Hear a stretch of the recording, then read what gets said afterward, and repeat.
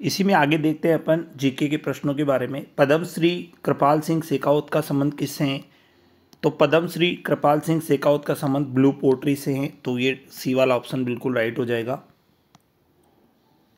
अगला प्रश्न देखिए, राजकुमार अजीत सिंह को जोधपुर राज्य पुनः दिलाने के लिए किसका योगदान सर्वाधिक रहा? तो इसके अंदर जो सर्वाधिक योगदान रहा था तो वीर दुर्गादास राठौर का सर्वाधिक योगदान। अगला प्रश्न है, राजस्थान की अधिकांश वर्षा किस मानसून से होती है? तो पहला ऑप्शन है अपने पास पूर्वी हवाएं, दूसरा पश्चिमी विक्षोभ, तीसरा दक्षिण पश्चिम हवाएं, चौथा इनमें से कोई नहीं। तो सी वाला ऑप्शन बिल्कुल राइट हो जाएगा आपका यहाँ पे।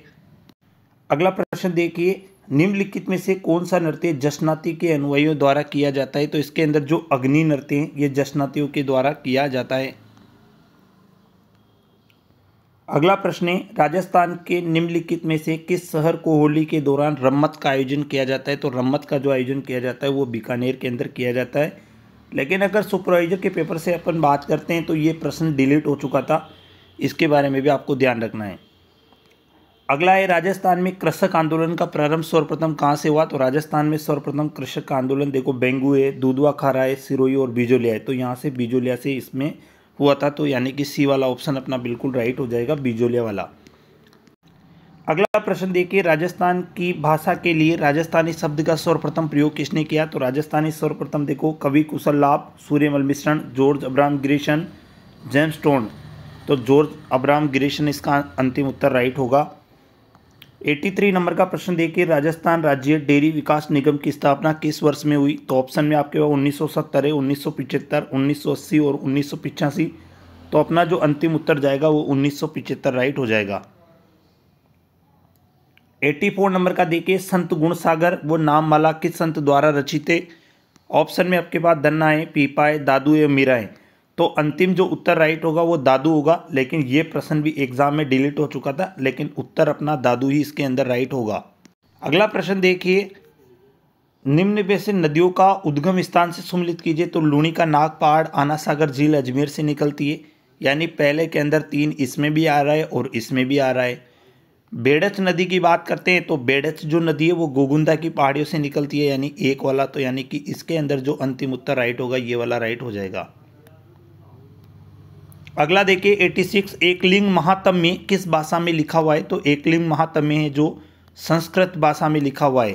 कई सारे लोग ऐसे समझते हैं कि एकलिंग महात्म्य मेवाड़ी भाषा में लिखा हुआ है, तो वो मेवाड़ से रिलेटेड है इसलिए मेवाड़ी कर देते हैं, लेकिन इसका फाइनल आंसर संस्कृत राइट। अगला प्रश्न देखिए, बीजा व माला राजस्थान की किस जनजाति की शाखा है? तो बीजा व माला है वो सांसी जनजाति से संबंधित है। इसके बाद 88 नंबर वाला प्रश्न देखिए, निम्नलिखित में से कौन सी झील जग मंदिर व जग निवास के लिए प्रसिद्ध है? फतेह सागर, पिछोला झील, आना सागर और जैसमंद झील। तो इसके अंदर पिछोला झील अंतिम उत्तर राइट होगा, पिछोला झील, जो कि इसके अंदर ही जग मंदिर और जग निवास स्थित है, तो यानी कि ये बी वाला आंसर बिल्कुल राइट हो जाएगा। अगला है अपना 89 नंबर का, पुरुषों द्वारा पहने जाने वाला आभूषण निम्न में से कौन सा है? ऑप्शन है बोरला, टड्डा, बगड़ी और मुर्किया। तो पुरुषों के द्वारा जो पहने जाते हैं तो वो मुर्किया है। अगला देखिए 90 नंबर का प्रश्न है, चूप नामक आभूषण कहाँ पहना जाता है? तो चूप होता है वो दांत के अंदर पहना जाता है, रखन चुप दांत में पहना जाता है। उसके बाद 91 प्रश्न देखिए, गमेती निम्नलिखित में से किस जनजाति के नेता को कहते हैं? तो बीलो के जो नेता होते हैं उनको गमेती कहते हैं, बीलो के घर को कू कहते हैं, जबकि इनकी बस्ती को पाल कहते हैं, और जो इनका मुखिया होता है उसको, नेता जो होता है उसको गमेती कहा जाता है। 92 देखिए, कटारगढ़ राजस्थान के किस जिले का निवास क्षेत्र है? तो कटारगढ़ के लिए ऑप्शन में कुंभलगढ़ है, रणथंभौर है, तारागढ़ है और अचलगढ़ है। तो याद रखना कुंभलगढ़ के अंदर ये कटारगढ़ स्थित है। अगला प्रश्न देखिए 93 नंबर का, केंद्रीय मरुक्षेत्र अनुसंधान संस्थान खाली जगह स्थित है अजमेर में, बाड़मेर में, बीकानेर में और जोधपुर में। तो ये काजरी इसको बोलते हैं, CAZRI, जिसकी स्थापना 1959 में हुई थी और ये जोधपुर के अंदर स्थित है। अगला प्रश्न देखिए 94 नंबर का, राजस्थान कबीर यात्रा का संबंध निम्नलिखित में से किस क्षेत्र से है? तो कबीर यात्रा का संबंध गायन से, तो यानी ए राइट हो जाएगा। अगला 95 में देखिए, निम्न में से कौन सा असंगत युग्म को छांटिए? तो ग्रीष्म महोत्सव माउंट आबू में मनाया जाता है, चंद्रभागा झालावाड़ के अंदर मनाया जाता है, हाथी महोत्सव जयपुर में, जबकि ऊंट महोत्सव जैसलमेर में नहीं मनाया जाता है, ये मनाया जाता है बीकानेर में। जनवरी के माह में ये मनाया जाता है, ये भी आपको याद रखना है कि जनवरी के माह में ऊंट महोत्सव कहाँ मनाया जाता है, बीकानेर में। राजस्थान में निम्न में से किस स्थान पर उड़न गिलहरियां पाई जाती हैं, तो उड़न गिलहरियां पाई जाती है सीता माता वन्यजीव अभ्यारण्य के अंदर। अगला प्रश्न देखिए, राजस्थान के लांगुरिया गीतों का संबंध किससे है, तो पहला ऑप्शन है शीला देवी, करणी माता, बाण माता और केला देवी। तो केला देवी से है लांगुरिया नृत्य का संबंध।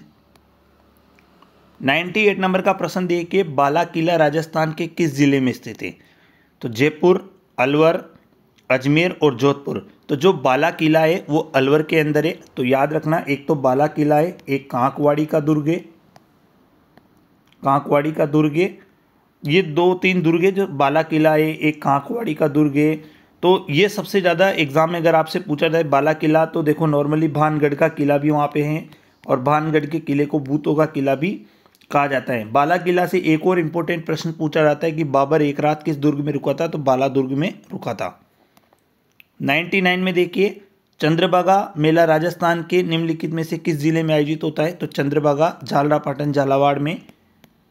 एक तो गोमती और एक होता है चंद्रभागा, ये दोनों जो पशु मेले आयोजित होते हैं ये झालरापाटन झालावाड़ के अंदर होते हैं।